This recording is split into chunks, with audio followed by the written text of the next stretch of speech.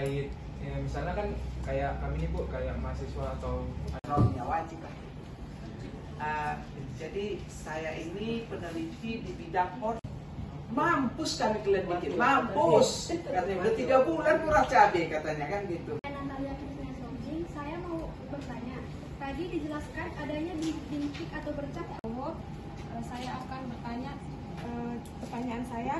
Tadi kan Ibu bilang kan benih yang durian, udah, jeruk, lengkeng, tak jelas. Maksudnya tak jelas. Kalau dari pajak itu nanti gini ya.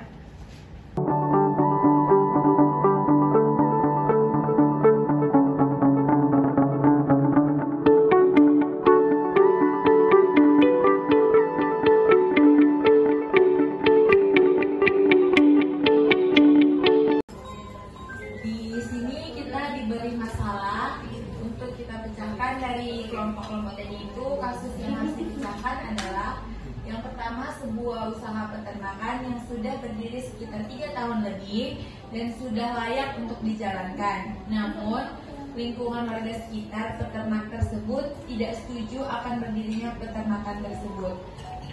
Tugas kita, buatlah analisis permasalahannya dan apa yang dapat kita lakukan. Bisnis mengalami kegagalan panen dikarenakan pasca COVID-19. Bagaimana cara pelaku usaha tersebut membangkitkan kembali usahanya? Tugas kita, buatlah analisis permasalahannya dan apa yang bisa kita lakukan.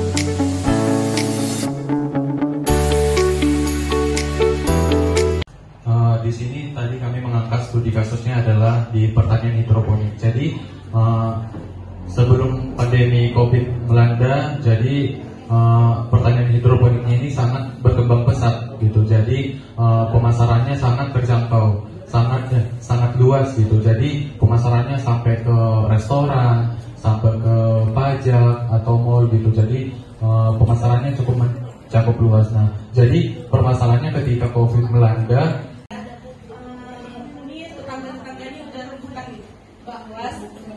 saudara sebelum menjelaskan langkah-langkah, saudara-saudara belum menjelaskan apa sih permasalahannya, apa penyebab permasalahan utama kegagalan panen yang terjadi pada pasca pandemi tersebut. Karena saudara-saudara sudah langsung ke langkah-langkah pencegahan masalah tersebut. Terima kasih. Petani juga melakukan evaluasi terhadap cara pengelolaan usahanya selama pandemi. Petani sadar bahwa ketahanan terhadap situasi tak terduga sangat penting. Petani mulai menabung sebagian keuntungannya sebagai cadangan usaha untuk antisipasi ke depan. Dengan persiapan finansial ini, Bapak petani juga berharap dapat lebih tangguh jika menghadapi tantangan serupa di masa yang akan datang. Di sini saya akan membuat kesimpulan dari pemaparan rekan-rekan yang telah memberikan presentasi tadi. Jadi setelah pasca COVID ini menunjukkan kalian juga tuh bilang pas COVID permintaan pasar turun. Nah, kenapa turun? Kan itu seharusnya memang banyak makan sayur, kan hidroponik kan. Seharusnya banyak dong pesanan hidroponik untuk meningkatkan imun gitu. Landasan apa yang buat pas COVID permintaan untuk sayuran hidroponik itu turun?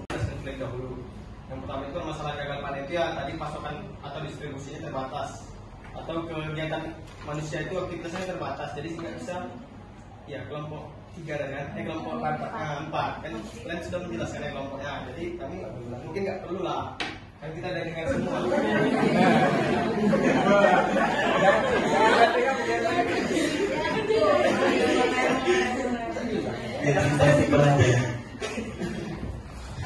Masalah udah dijelaskan di kelompok kami atau belum? Ini kan kita berbeda kelompok, pasti kan kita berbeda pendapat juga. Jadi alangkah baiknya sampaikan pendapat saudara, perbedaannya dengan pendapat kami tadi. Begitu. Terima kasih.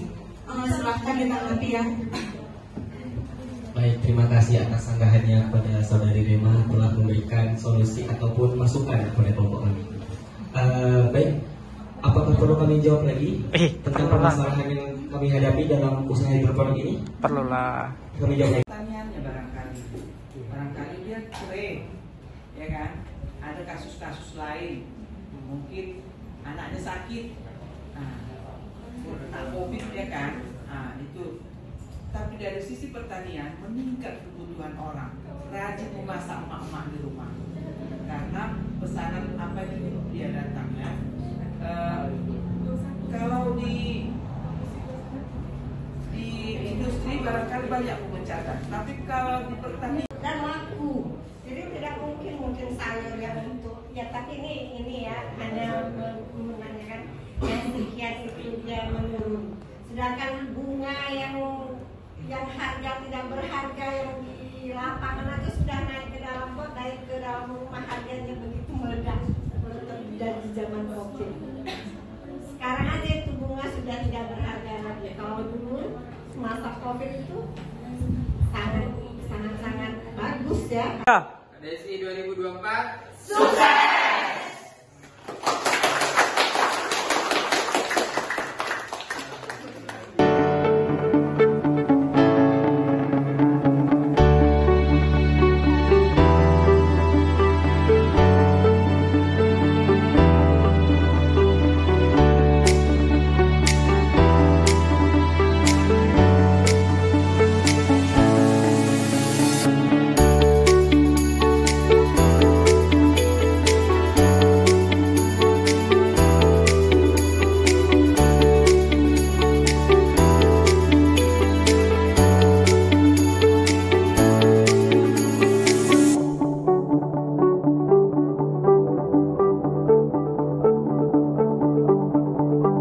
Saya akan bertanya kepada saudara Dela. Di sini saya akan bertanya tentang sapi. Menurut Dela, bagaimana sih cara kita memasarkan produk sapi kita yang baik gitu? Atau apakah ada inovasi-inovasi yang baik tentang pemasaran sapi? Baik, segitu aja yang bisa saya tanyakan. Baik, terima kasih. Oke. Saya akan menjawab pertanyaan dari Wahyu, yaitu bagaimana sih pemasaran sapi. Pemasaran sapi itu bisa langsung ternaknya atau kita jual per ekor dan biasanya itu per induk ya, kayak gitu. Nah bisa juga kita dengan cara pengolahan direndam atau kayak sapi dagingnya kayak gitu, di freezerin, itu harganya yang lebih mahal dan lebih meningkatkan pendapatan seperti itu. Dan ada juga cara diversifikasi, itu bisa dengan cara, nah selain dari daging, sapi itu juga punya susu, punya kulit, nah itu bisa dikelola untuk meningkatkan keberagaman dari produk sapi. Dan juga harga-harga itu kan lebih mahal tuh daripada harga daging atau yang bahan sebelum diolah gitu. Nah bisa juga dengan cara kerjasama pemasarannya. Jadi kita punya target pasar yang setiap waktu panen itu kita sudah langsung tertuju kayak restoran kayak gitu.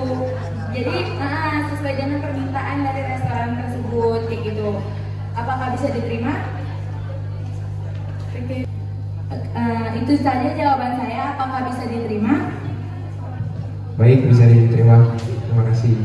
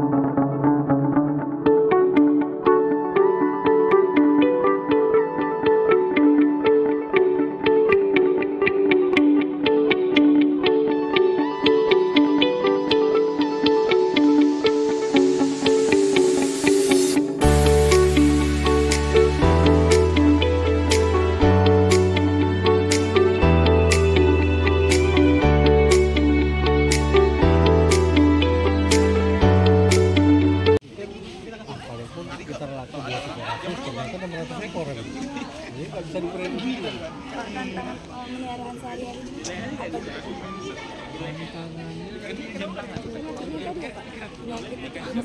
penyakit kadang-kadang datangnya itu tiba-tiba dan jenis penyakitnya nggak tahu kita.